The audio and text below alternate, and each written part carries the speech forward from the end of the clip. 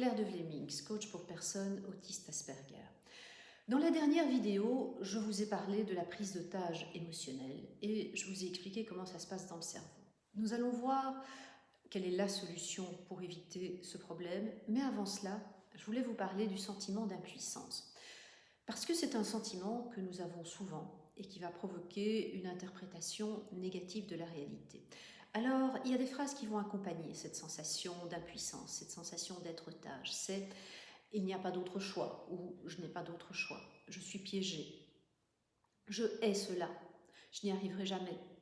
Et nous avons donc besoin de définir des manières positives de décrire nos expériences émotionnelles, afin de pouvoir créer et maintenir un lien qui sera un lien social. Donc le but va être de maintenir un état d'esprit positif, de contrôler notre vocabulaire, tout en restant authentique et spontané. Et c'est cette technique-là qui est utilisée dans la négociation de prise d'otage. Donc, si on ne peut pas s'échapper, le mieux est de parler et de poser des questions pour connaître les motivations de l'interlocuteur.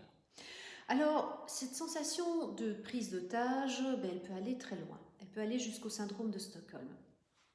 Et dans le syndrome de Stockholm, une personne otage va développer spontanément et hors de son contrôle un sentiment positif vis-à-vis de son preneur d'otage, parce que c'est le seul moyen pour la personne otage de survivre à l'événement qu'elle est en train de vivre. Et en fait, le nom vient d'une prise d'otage à Stockholm en 1973.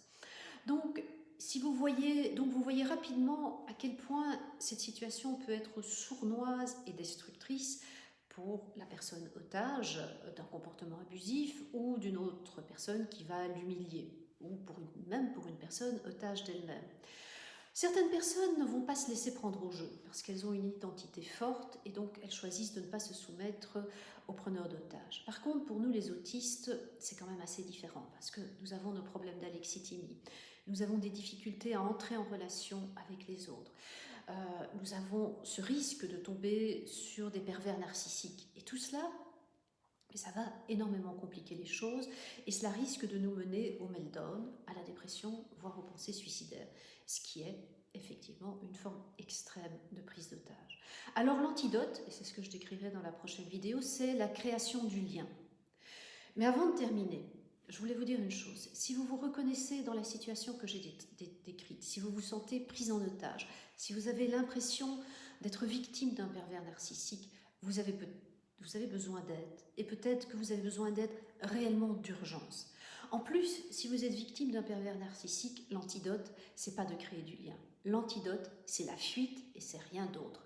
Voilà, ceci termine cette vidéo. Je vous retrouve dans la prochaine vidéo pour parler de la création du lien. Entre-temps, je vous souhaite une belle journée, une bonne soirée. Je vous dis à très bientôt.